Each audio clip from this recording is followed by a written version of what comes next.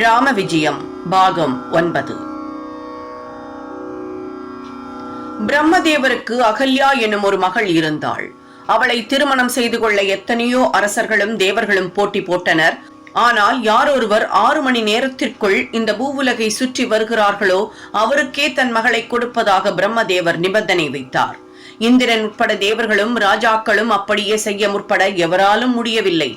கௌதமர் என்னும் ரிஷி ஒருவர் மட்டும் இதை செய்து காட்டினார். நிபந்தனைப்படி அகல்யாவையும் மணந்தார். இந்திரன் மட்டும் பொறாமையால் வாடி எப்படியாவது அகலியையை அடைய வேண்டும் என துடித்தான்.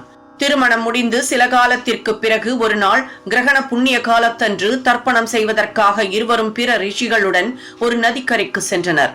தர்ப்பணம் செய்து முடித்ததும் கௌதமர் மற்ற முனிவர்களுடன் தியானத்தில் அமர அகலிகை தனது இல்லத்திற்கு திரும்பினாள். அவள் தனியே இருக்கும் இந்த வேளையை பயன்படுத்திக் கொண்ட இந்திரன் கௌதமரின் உருவெடுத்து அகலிகையுடன் தகாத உறவு கொண்டான். அந்த நேரத்தில் கௌதமர் திரும்பி வர நடந்ததை அறிந்து கொண்டு வெகுண்டெழுந்தார், சபித்தார். 1000 புண்களை தன் உடலில் தாங்கிய ஒரு மயில் உருவாகி போகுமாறு இந்திரனையும், அகல்யா 60,000 ஆண்டுகளுக்கு ஒரு கல்லாகி போகுமாறும் சாபம் கொடுத்தார். ஆனால் இந்த தவறுக்கு அவள் மீது காரணம் இல்லை என்பதால் ராமனின் பாதம் அந்த கல்லின் மீது படும்போது அவளுக்கு சாப விமோச்சனமாகி தன்னை வந்து சேர்வாள் என பரிகாரமும் தந்தார். இப்படி உடலெல்லாம் புண்ணான ஒரு மயிலாக காடுகளில் வாடும் இந்திரன் நிலையைக் கண்டு வருந்திய தேவர்கள் கௌதமரை வணங்கி சாபத்தை குறைக்குமாறு வேண்டினர். அவர்கள் வேண்டுகோளுக்கிணங்கி கௌதமர் இந்திரனை மீண்டும் அவனது சுய உருவுக்கே மாற்றி புண்கள் எல்லாம் 1000 கண்களாகுமாறு சபித்தார்.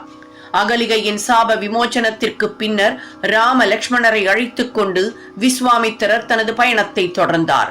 அகலிகையின் மகனும் ஜனகர் என்னும் மன்னனின் புரோகிதருமான சதானந்தர் என்பவரும் அவர்களுடன் சென்றார். மிதிலை நகரை அடைந்து அங்கு ஒரு பர்ணசாலை அமைத்து அதில் தங்கினர். அப்போது ராமன் கேட்டதற்கிணங்க ஜனகரின் மகளான சீதை என்பவரின் வரலாறை விஸ்வாமித்திரர் சொல்லலானார். ஓம் ஜெய் ஸ்ரீராம். ராம விஜயங்கிற அற்புதமான இந்த பதிப்பை இதுவரைக்கும் தமிழ்ல இப்படி கொடுத்திருக்காளா அப்படிங்கிறது தெரியாது.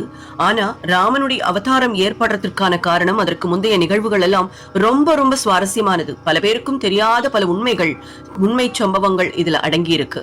சோ நம்ம எல்லாருக்கும் இது தெரியணும். பல புராண கதாபாத்திரங்களின் தத்ரூப குணாதிசயங்களை இதுல வர்ணிச்சிருக்கிறது ரொம்ப அபூர்வமா இருக்கு. கண்டிப்பா இந்த பதிவை முடிஞ்ச அளவுக்கு மற்றவளுக்கும் ஷேர் பண்ணுங்க. இதை கேட்கறதுக்கே நம்ம பல புண்ணியம் பண்ணியிருக்கணும்னு சொல்லுவா. அதனால முடிஞ்ச அளவுக்கு மற்றவாளுக்கு இதை செய்ய செய்ய நம்மளுடைய வாழ்க்கை சிறக்குங்கிறது உண்மை. சப்ஸ்கிரைப் பண்ணாதவா கண்டிப்பா சப்ஸ்கிரைப் பண்ணி ஒரு லைக் அண்ட் கமெண்ட் கொடுக்கலாம். உங்களுடைய வியூ என்ன அப்படிங்கறது கமெண்ட் பாக்ஸ்ல சொல்லுங்க.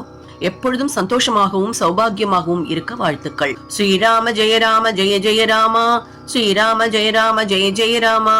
ஸ்ரீராம ஜெய ராம ஜெய ஜெய ராமா. ஸ்ரீராம ஜெய ராம ஜெய ஜெய ராமா. தொடர்ந்து இணைந்திருங்கள் ஓம்கார் சரித்ராவுடன்.